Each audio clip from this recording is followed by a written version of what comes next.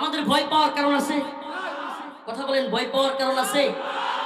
আমাদের পররাষ্ট্রনীতি, কূটনীতি সব আমরা বুঝি, কিন্তু ইসলাম প্রশ্নে, ঈমান প্রশ্নে, রাসূলুল্লাহ সাল্লাল্লাহু আলাইহি ওয়াসাল্লামের আদর্শের প্রশ্নে আমরা আপোস করতে রাজি নই।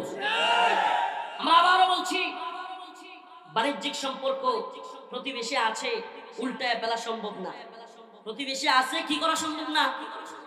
প্রতিবেশীকে চেঞ্জ করা এত সহজ না।